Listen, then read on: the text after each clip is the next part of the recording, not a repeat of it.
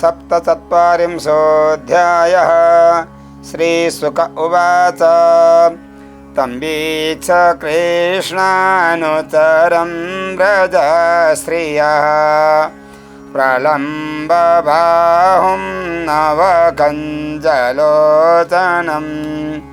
पीताम्बरं पुष्करमालिनं ह्लसत् मुखारविन्दं मणिमृष्टकुण्डलं शुचिस्मितः कोऽयमपि च दर्शन कुतश्च कस्याच्युतवेशभूषणः इति स्म सर्वा परिबभ्रुरोऽशोकास्तमोत्तमश्लोकपदाम्बुजाश्रयम् तं प्रश्रयेणावनता सुसत्कृतं सव्रीडहासे क्षणसोनृतादिभिः रहस्य प्रेच्छन्नुपविष्टमासने विज्ञाय सन्देशहरं रमापते जानीमस्त्वां यदुपतेः पार्षदं समुपागतं भर्त्रेह प्रेषिता पित्रोर्भवान् प्रियचिकीर्षया अन्यथा गोव्रजेतस्य स्मरणीयं न चक्ष्मये स्नेहानुबद्धो बन्धूनां मुनेरपि सुदस्त्यजः अन्येष्वर्थकृता मैत्री यावदर्थ विडम्बनम् पुंभिः स्त्रीषु कृता यत्त्वत् सुमनस्वीव षट्पदैः निस्त्वं त्यजन्ति गणिका अकल्पं नृपतिं प्रजाः अधीतविद्या आचार्य मृत्युजो दत्तदक्षिणं खगावीतफलं वृक्षं भुक्त्वा चातिथयो गृहं दग्धं मृगास्तथारण्यं जारो भुक्त्वा रतां श्रियम् इति गोप्यो हि गोविन्दे गतवाक्कायमानसाः कृष्णदूते व्रजं याते उद्धवे त्यक्तलौकिकाः गायन्त्यः प्रियकरमाणि रुदन्त्यश्च गतह्रियः तस्य संस्मृत्य यानि कैशोरबाल्ययोः काचिन्मधुकरं दृष्ट्वा ध्यायन्ति कृष्णसङ्गमं प्रियप्रस्थापितं दूतं कल्पयित्वेदमब्रवीत् गोप्युवाच मधुपकितव बन्धो मा स्पृशङ्घ्रिं सपत्न्या कुचविलुलितमाला कुङ्कुमश्मश्रुभिर्नः वहतो मधुपतिस्तन्मानिनीनां प्रसादं यदुसदसि विडम्ब्यं यस्य दूतस्त्वमीदृक् सकृदधर सुधां स्वां मोहिनीं पाययित्वा सुमनसैव सद्यस्तत्यजेस्मान् भवादृक् परिचरति कथं तत् पादपद्मं तु पद्मा यपिबत हृतचेता उत्तमश्लोकजल्पैः किमिह बहुषडङ्घ्रे गायसि त्वं यदूनाम् अधिपतिमगृहाणा माग्रतो नः पुराणम् विजयसखसखीनां गीयतां तत्प्रसङ्गः चपितकुचरुदस्ते कल्पयन्तीष्टमिष्टाः दिवि भुवि चरसायां कः श्रियस्तदुरापाः कपटरुचिरहास भ्रूविजृम्भस्य यास्युः शरणरज उपास्ते यस्य भूतिर्वयं का अपि च कृपणपक्षे उत्तमश्लोकशब्दः विसृज शिरसि पादं वेद्म्यहं चाटुकारैः अनुनय विदुषस्ते वेत्यदौतेर्मुकुन्दात् स्वकृत इह विशिष्टा पत्यपत्यन्त्यलोका व्यसृजदकृतचेता किं नु सन्धेयमस्मिन्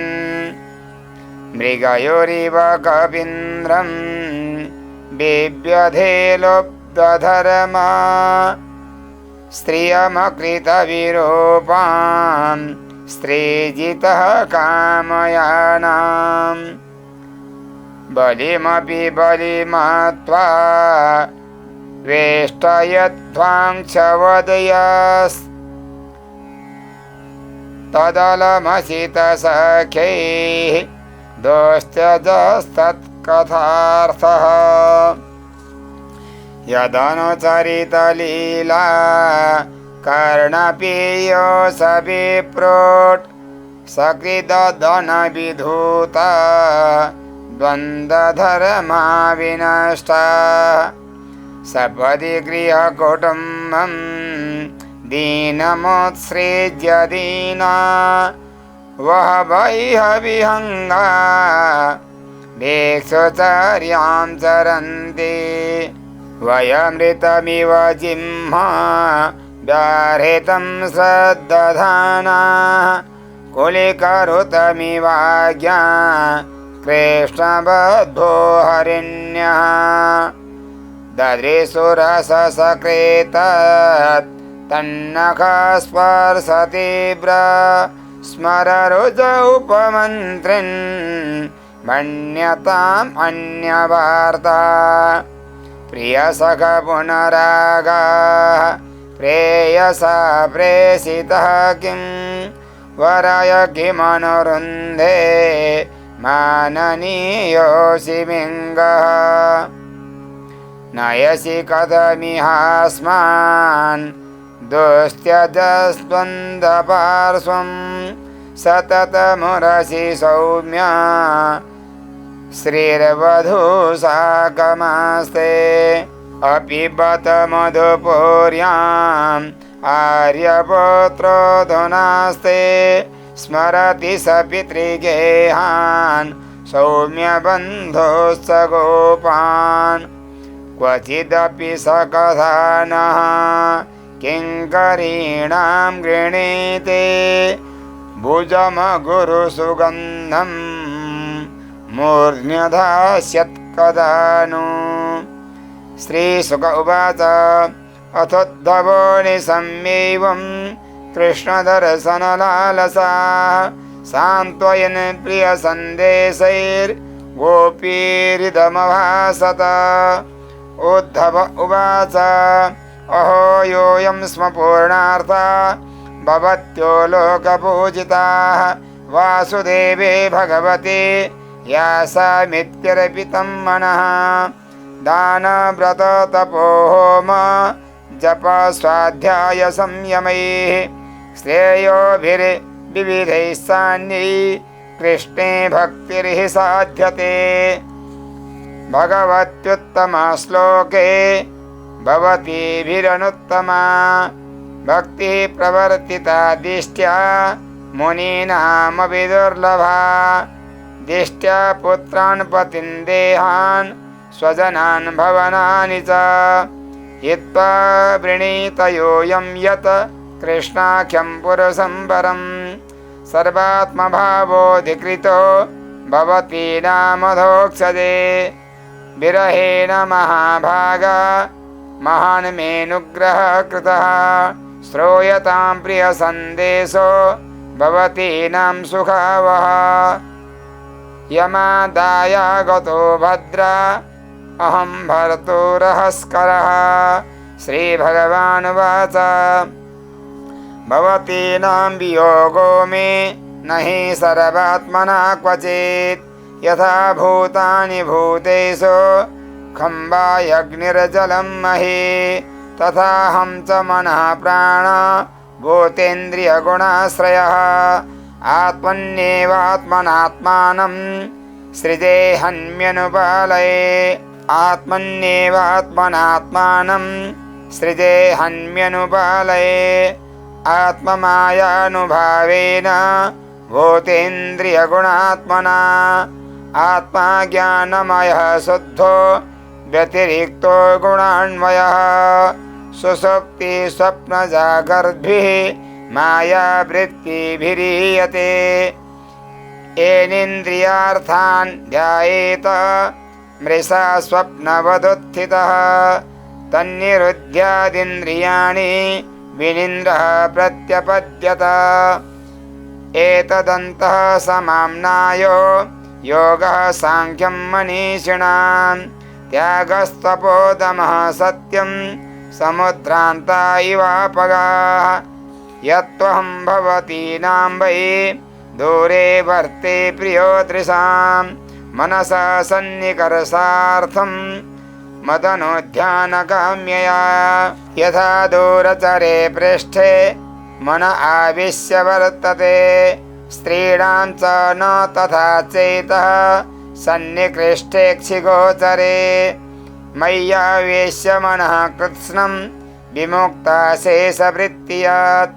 अनुस्मरन्त्यो मां नित्यमचिरन् मामुपैष्यथ या मया क्रीडता रात्र्यां वनेऽस्मिन् व्रजास्थिताः अलब्धरासा कल्याण्यो मापुर्मद्वीर्यचिन्तया श्रीशुक उवाच एवं प्रियतमादिष्ट मा कर्ण्या व्रजयोषितः ताऊचुरुद्धवं प्रीतास्तत्सन्देशागतस्मृतिः गोप्य ऊचुः दिष्ट्या हितो हतः कंसो यदूनां सानुगोघकृत् दिष्ट्याप्तैर्लब्धसर्वार्थैः कुशल्यास्ते चितोऽधुना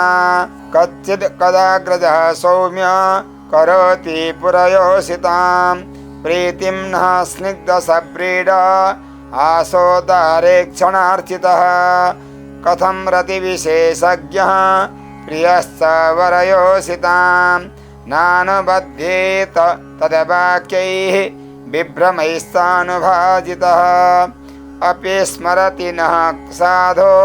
गोविन्दः प्रस्तुते क्वचित् गोष्ठिमध्ये पुरस्त्रीणां ग्राम्यः स्वैरकथान्तरे तः किं निसः स्मरति यासु तदा प्रियाभिः वृन्दावने कुमुदकुन्दशशाङ्करं मे हरे मे क्वणच्चरणनो पुररासगोष्ठ्या मस्माभिरीडितमनोज्ञकथः कदाचित् अप्येष्यति यदासारः तप्ता स्वकृतया सुता सञ्जीवयन्नुनो गात्रैः यथेन्द्रो वनमम्बुदैः कस्मात् कृष्ण इहायाति प्राप्तराज्यो हताहितः नरेन्द्रकन्या उद्बाह्य प्रीतः सर्वसुहृद्वृतः किमस्माभिर्वनोकोभिरन्याभिर्वा महात्मनः श्रीपतेराप्तकामस्य क्रियेतार्थः कृतात्मनः परं सौख्यं हि नैरास्यं स्वैरिण्यप्यापिङ्गला तज्जानती नाम्ना कृष्णे तथाप्यासा दुरत्यया कौत्सहेत सन्त्यक्तो मुत्तमश्लोकसंविदम् अनिच्छतोऽपि यस्य श्रीरङ्गण्णच्यवते क्वचित् सरिच्छैलवनोद्देशा गावो वेणुरवा इमे सङ्कर्षणसहायेन कृष्णेन चरिता प्रभो पुनः पुनः स्मारयन्ते नन्दगोपसुतं बत श्रीनिकेतैः सत्पदकैः विस्मर्तुं नैव शक्नुमः गत्या ललितयोदार आसलीलावलोकनैः माध्व्यागिराहृतधियः कथं तं विस्मरामहे हे नाथ हे रमानाथ व्रजनाथार्तिनाशन मग्नमुद्धर गोविन्द गोकुलं वृजिनार्णवात् श्रीशुक उवाच ततस्ताः कृष्णसन्देशैः व्यपेत विरहज्वराः उद्धवं पूजयाञ्चक्रुर् ज्ञात्वात्मानमधोक्षजम् उवास कतिचिन्मासान् गोपीनां विनुदञ्च्युतः कृष्णलीलाकथां गायन् रमयामास गोकुलम् यावन्त्यहानि नन्दस्य व्रजे वासित स उद्धव व्रजोकसां क्षणाप्राया न्यासन कृष्णस्य वार्तया सरिद्वनगिरिद्रोणीर्वीक्षन् कुसुमितान् द्रुमान् कृष्णं संस्मारयन् रेमे हरिदासो व्रजोकसाम् दृष्टैव मादि गोपीनां कृष्णावेशात्मविक्लवम् उद्धवः परमप्रीतस्तानमस्यन्निदं जगौ एतः परं तनुभृतो भुवि गोपवध्वो गोविन्द एव निखिलात्मनिरूढभावाः वाञ्छन्ति यद्भवद्भियो मुनयो वयं च किं ब्रह्मजन्मभिरनन्तकथारसस्य क्वेमाश्रियो वनचरेर्व्यभिचारदुष्टा कृष्णे क्व चैष परमात्मनिरूढभावः नन्मेश्वरो न भजतो विदुषोऽपि साक्षात् श्रेयस्तनोत्यगदराज इवोपयोक्तः नायं श्रियोऽङ्गौनितान्तरते प्रसादः स्वर्योषितां नलिनगन्धरुचां कुतोऽन्यः रासोत्सवेश भुजदण्डगृहीतकण्ठा लब्धाशिषं य उदगात् व्रजवल्लभीनाम् आसामहो चरणरेणुजुषामहंसाम् वृन्दावने किमपि गुल्मलतो सदीनाम् यादोस्त्यजं स्वजनमार्यपथं च हित्वा भेजोर्मुकुन्दपदवीं श्रुतिभिर्विमृग्याम् या वै श्रियार्चितमजादिभिराप्तकामैः योगेश्वरैरपि यदात्मनिरासगोष्ठ्यां कृष्णस्य तद् भगवतः शरणारविन्दम् न्यस्तं स्थानेषु विजहो परिरभ्यतापम् वन्दे नन्दव्रजश्रीणां पादरेणुमभीक्ष्णसः यासां हरिकथोद्गीतं पुनाति भुवनत्रयम् श्रीशुक उवाच अथ गोपीरणोज्ञाप्य यशोदां नन्दमेव च गोपानां मन्त्रदासारो यास्यन्नारुरुहे रथं तं निर्गतं समासाद्य नानोपानयपाणयः नन्दादयोऽनुरागेण प्रावोचन्नश्रुलोचनाः मनसो वृत्तयो नः स्युः कृष्णपादाम्बुजाश्रयाः वाचोभिधायिनीर्नाम्नां कायस्तत्प्रौढणादिशो कर्मभिर्भ्राम्यमाणानां यत्र क्वापि स्वरेच्छया मङ्गलाचरितैदानैः रतिर्नः कृष्णैश्वरे एवं सभाजितो गोपैः कृष्णभक्त्या नराधिपा उद्धवः पुनरागच्छन् मथुरां कृष्णपालितां कृष्णाय प्रणिपत्याः भक्त्युद्रेकं व्रजौकसां वसुदेवाय रामाय राज्ञे सोपायनान्यदात्। जय जयति श्रीमद्भागवते महापुराणे पारमहंस्यां संहितायां दशमस्कन्धे पूर्वार्धे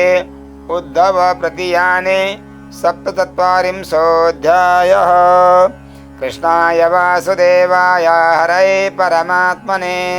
प्रणतक्लेशनाशाय गोविन्दाय नमो नमः। श्री कृष्ण गोविंद हरे मुरारे हे नाथ नारायण वासुदेव। श्री कृष्ण गोविंद हरे